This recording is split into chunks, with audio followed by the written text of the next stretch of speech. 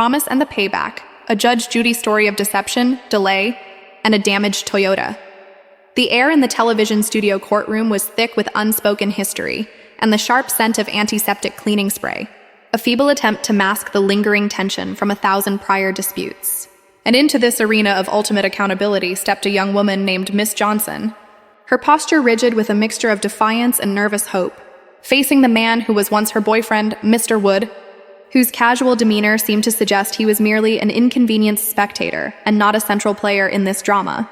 The formidable Judge Judy, a woman whose gaze could seemingly strip away layers of falsehood with the efficiency of a laser, peered over her bench. Her opening words, not just questions, but surgical incisions into the heart of a story festering for over a year.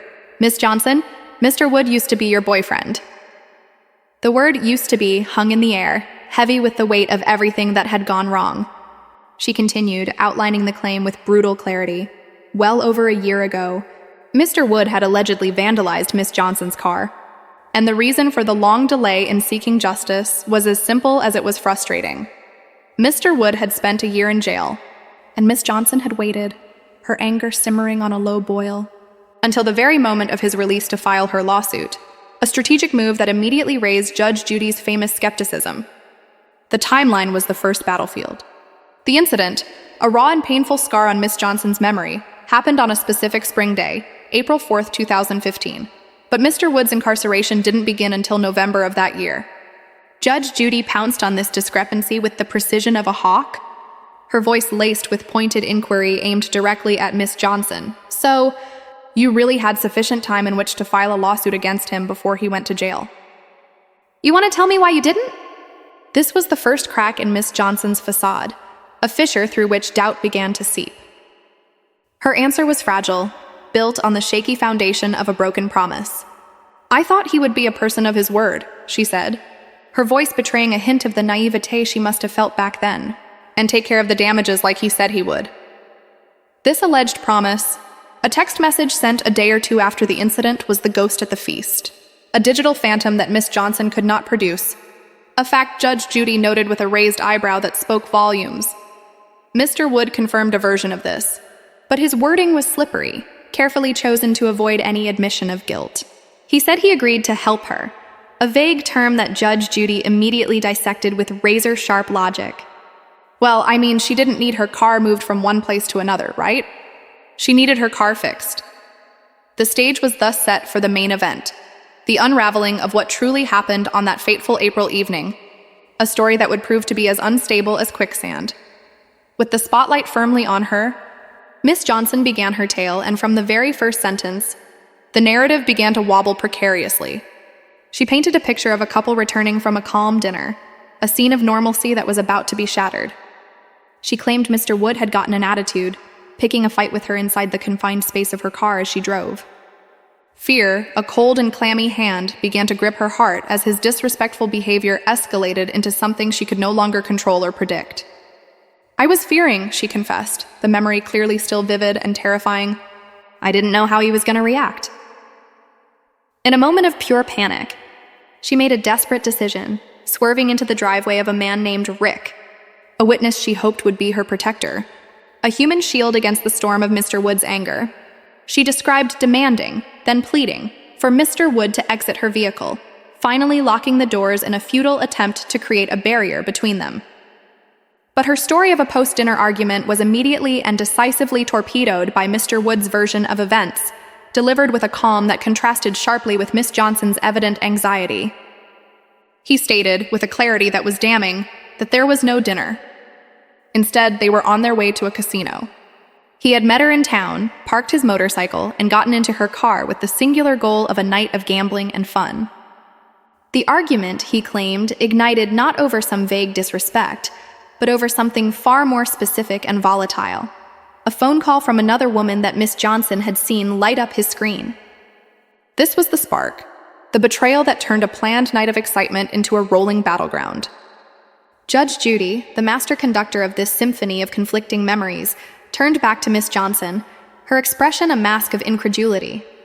So all this happened before you got to the casino? The correction was made, the dinner erased, but the damage to Miss Johnson's credibility was already done. The foundation of her story was cracked. The confusion then deepened, spiraling into a comical yet telling chaos about the most basic of facts, the timeline. Miss Johnson, now flustered and backtracking, insisted they had gone to the casino, and that the drinking she mentioned had occurred there.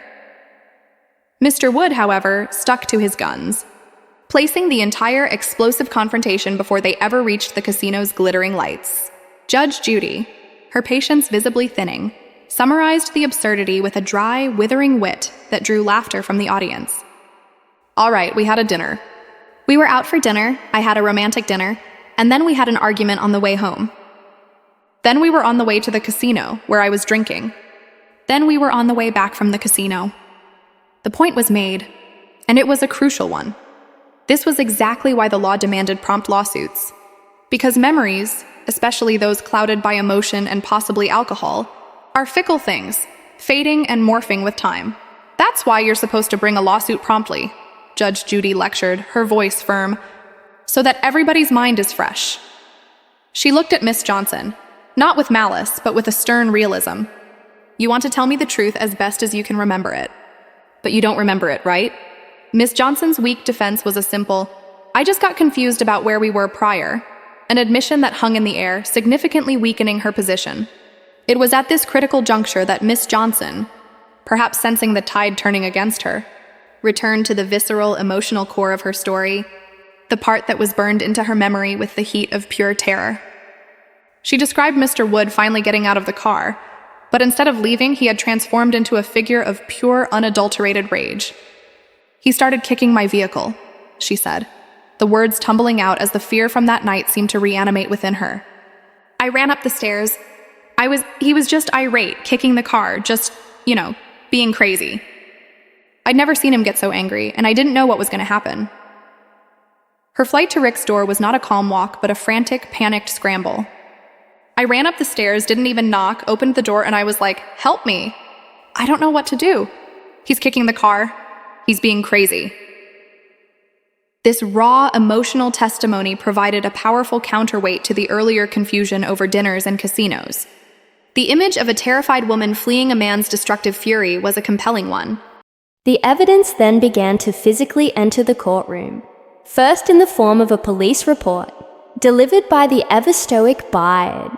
The report itself created another puzzle, noting the incident occurred on April 4th, but was officially reported on April 10th.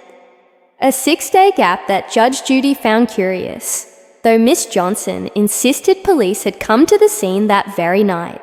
More importantly, the report confirmed that Miss Johnson had named Mr. Wood as the suspect from the very beginning, a fact that lent significant credence to her claim. This brought Judge Judy back to the central perplexing question for Mr. Wood.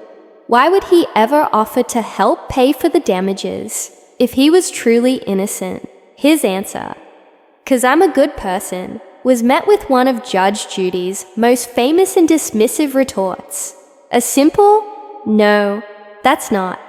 A response that resonated with everyone who has ever encountered a less than convincing excuse. The final silent witnesses were the photographs of the car itself. The images told a story of violence, dents and scars inflicted upon the body of a 2008 Toyota Corolla. A tangible representation of the intangible anger from that night. Judge Judy learned the car was still drivable, still in Miss Johnson's possession, in Norman, Oklahoma. A daily reminder of the betrayal and the violence she claimed to have endured. With 2 repair estimates in hand, and BYRD providing the sober market value of the vehicle, Judge Judy had all the pieces she needed. She cut through the fog of forgotten details, the conflicting timelines, and the weak excuses, and went straight to the heart of the matter. The promise to pay, made in the aftermath, was an admission of responsibility. The police report from the beginning pointed a finger directly at Mr. Wood. The damage to the car was real. In a swift, decisive ruling, she awarded judgment to the plaintiff, Miss Johnson, in the amount of $4,217, the lower of the 2 estimates. As the parties were excused, The post-verdict comments revealed the enduring chasm between them. Mr. Wood, ever nonchalant, shrugged. Judge Judy feels like she deserves it. Then I guess she deserves it. Miss Johnson, however, expressed only relief. I'm just happy it's finally gonna get taken care of. But the final sharp coda came from Mr. Wood as he left, lobbing a grenade of a new allegation back at the witness, Rick, claiming, "Me and Rick got in a fight and he shoved me against the car," a claim he immediately undermined with his own absurd hyperbole. I would have had to ram his head into the car 50 times to do that.